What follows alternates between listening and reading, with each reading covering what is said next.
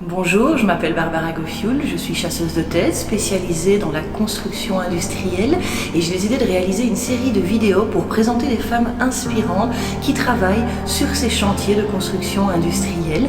Vous allez pouvoir retrouver toutes ces vidéos sur ma chaîne YouTube, Bâtisseuse de succès by Chicken Minoteret.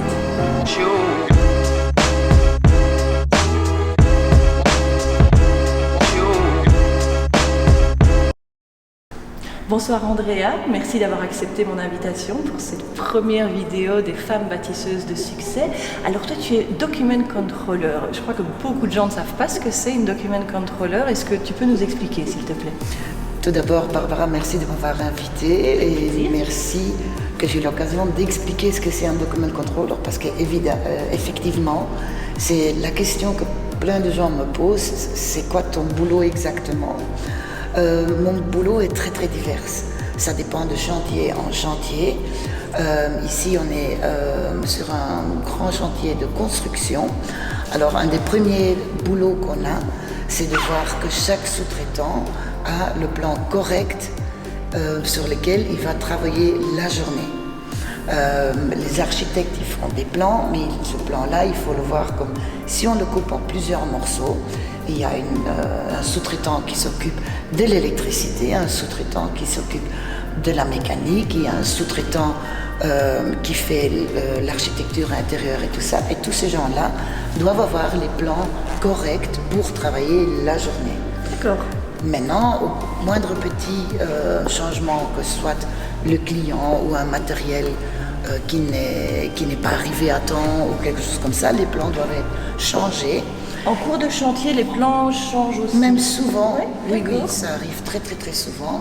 Et alors, un des autres aspects de notre boulot, c'est que voir que toutes les révisions d'un plan sont mis dans un système et être sûr que tout le monde a toujours accès aux dernières révisions de ce plan-là. Ok, donc vous êtes un petit peu des bibliothécaires, des super bibliothécaires de chantier en fait. C'est bien ça parce que bon, chaque sous-traitant et même nos ingénieurs à nous, ils savent très bien que ils travaillent sur l'électricité, premier étage d'un building par exemple, mais pour chaque client, un numérotage différent.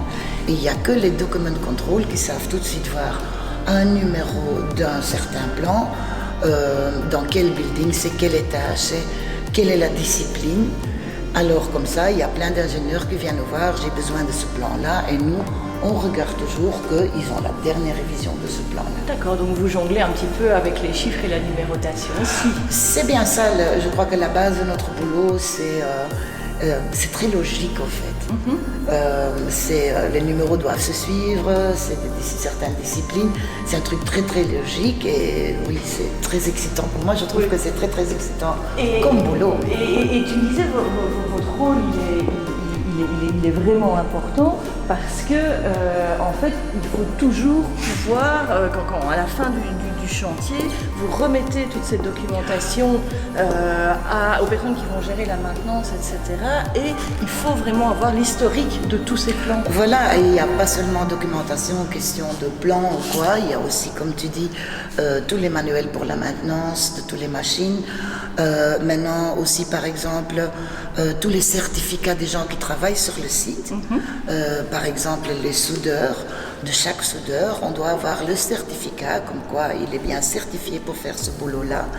Parce que, par exemple, un exemple dans le pharma, par exemple, quand jamais il y a un problème avec un soudage et tout, via la documentation, on peut te dire c'est ce monsieur-là qui a fait ça, oui ou non.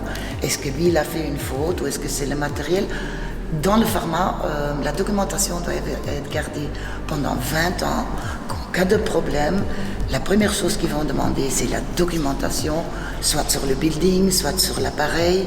C'est très important. En fait. Oui, en fait, parce que ce sont des bâtiments où sont produits des médicaments, donc qui ont un grand impact sur la vie des gens. Et donc, s'il y a quoi que ce soit qui ne va pas avec un médicament, il faut pouvoir avoir la traçabilité depuis la plaquette, vraiment jusqu'à l'usine et jusqu'à la construction de cette usine, comment elle a été construite, par qui, quel tuyau, qui a travaillé, Voilà, etc. exactement, c'est ça. Voilà. Et vous êtes les garantes de ce système. Voilà, et ce qui est très important aussi, par exemple, c'est pas seulement dans le pharma, ça c'est sur chaque chantier qu'il y a des tests pour voir que tout ce qui a été installé fonctionne bien et tout. Et ces tests-là, ils sont vraiment cotés, c'est des équipes externes parfois qui viennent pour tester les machines et tout. Et tant que les tests ne sont pas parfaits, on recommence. Oui. Et nous, on doit aussi voir qu'à la fin du projet, que tous les appareils ont un statut A qui sont approuvés. Par tout le monde. Voilà, par tout le monde. Et nous, ces documents passent en fait entre différents interlocuteurs. Voilà. Et vous assurez le dispatch, vous assurez que tout soit bien passé par chaque étape. Voilà. Pour assurer finalement la qualité des produits qui vont être manufacturés dans les usines. Voilà, parce que pour un projet de construction, le building peut être là. Il peut y avoir déjà le handover au client, mais tant que la documentation n'est pas rendue complètement au client, le projet n'est pas fini. Ok, super. Alors on va passer à côté, on va aller discuter un petit peu du fait d'être une femme sur un chantier. Alors Andrea, si tu veux bien, maintenant on va parler un petit peu du fait d'être une femme sur chantier, parce que c'est quand même assez particulier. Je pense que vous êtes peut-être, 10-20 femmes pour des centaines d'hommes sur un chantier. Alors comment ça se passe? Je dois dire, ça se passe très très bien. Je trouve même parfois mieux que dans des autres bureaux que j'ai travaillé. Ah oui. C'est pas du tout, je crois qu'il y a plein de gens qui ont cette idée de la construction qu'on voit dans les films, les hommes qui travaillent en hauteur, quand ils voient une femme qui siffle et tout, mais c'est pas du tout ça, c'est vraiment, il y a du respect. Aussi parce que c'est très très important aussi pour chaque client où on travaille, c'est que s'il y aurait un faux pas, la personne qui tout de suite D'accord. Le chantier, ça, non, il y a... Et tu penses que c'est parce que tu travailles sur des sites plutôt industriels, dans le pharmaceutique, les centres de données, etc. Est-ce que tu penses que c'est pour ça, des sites où il y a en général une sécurité très stricte, que c'est pour ça que finalement on est aussi strict sur le respect, ou tu penses que c'est comme ça dans tous les chantiers? Je crois que ici j'ai quand même travaillé sur plusieurs chantiers et jamais j'ai eu quelqu'un qui m'a pas respecté ou quoi. Au contraire, je crois que ce qu'on fait aussi, parce que on se rend bien compte, comme un chantier, par exemple, qu'on travaille ici, on aide aussi beaucoup de nos collègues. Souvent, il y en a beaucoup qui viennent de l'étranger, qui sont un peu perdus, comme nous, on est des locaux. Oui. On les aide parfois à trouver des appartements. Il y a même un chantier où j'ai donné des cours de français. Ils sont reconnaissants. Ils sont reconnaissants et ils savent bien que on est là pour les aider et ils savent bien que on aime bien rigoler et tout ça, mais ça s'arrête là, il y a des limites. D'accord. Et non, ça se passe super bien. Ils sont très reconnaissants qu'on les aide aussi, pas seulement sur le chantier, mais aussi en dehors. On les apprend les bases pour se débrouiller au fait de la vie de tous les jours et les week-ends quand ils sont ici. Oui, d'ailleurs, tu n'as pas hésité à faire travailler ta fille avec toi sur le chantier, qui est toute jeune. Elle a quel âge ta fille? Ma fille, elle avait 27 ans. Et au début, j'avais eu un peu peur, surtout qu'elle était elle est un peu incertaine sur elle-même. Oui. Et alors, dès qu'il y a quelqu'un, aussi bien un homme qu'une femme qui la regarde, elle avait tendance à penser négatif. Et alors là, je me suis dit, comment ça va être quand elle travaille sur chantier et tout. Mais c'est une certaine liberté que tu as sur chantier. Et en plus, un truc pour moi que je trouve qui est très important, tu apprends à connaître tellement des gens, tellement d'horizons différents. En plus, chaque chantier que tu viens, tu dois réapprendre l'application avec laquelle tu vas travailler, les règles, les clients, la façon que les clients travaillent. Et ça peut être très... C'est stimulant. C'est stimulant parfois aussi, c'est un truc que j'ai vraiment apprécié, c'est qu'il y a 2 projets par exemple. J'ai travaillé sur un projet d'une société japonaise. Et là, par exemple, t'es confronté à une culture qui est tellement loin de la tienne. Oui, bien sûr. Mais tu apprends tellement. Tu apprends tellement et c'est hyper chouette, quoi. Et oui, il y a un monde qui s'ouvre et toujours dans le respect l'un de l'autre. Okay. Et il n'y a personne qui va dire justement, parce que on fait aussi, on fait site admin aussi, ça fait partie de notre job par exemple, c'est voir pour tous les étrangers qui arrivent ici en Belgique, qu'ils ont les bons papiers pour la sécurité sociale. Parce qu'en cas qu'il y a un contrôle, ce qui arrive assez fréquemment sur des chantiers, au cas qu'il y a un contrôle, les amendes sont très grandes. Alors un truc très important pour nous, c'est de voir que chaque personne, aussi bien les Belges que les non-Belges, ont les bons papiers pour quand ils rentrent chez nous, qu'on est tranquille sur ça. Et qu'eux aussi, avec ça, ils sont tranquilles. Donc finalement, il y a une certaine sécurité de par toutes ces procédures de contrôle. On se sent totalement en sécurité. Et est-ce que tu penses que les femmes, que n'importe quelle femme peut travailler sur chantier, et est-ce que tu crois que il y a des rôles qui sont pour les femmes et d'autres moins? Je ne crois pas. J'ai 2 enfants, j'ai un garçon et une fille. Je les ai élevés tous les deux dans l'esprit que si tu veux vraiment arriver à quelque chose, tout est possible, aussi bien pour les hommes et les femmes. Maintenant, c'est vrai que il y a des personnes qui pensent différemment, mais c'est très bizarre que j'ai travaillé sur un bureau d'une grande société et là j'ai vraiment eu directement quelqu'un d'une nationalité plutôt des pays de l'Est qui m'a carrément dit qu'une femme ça devait rester à la maison faire la vaisselle.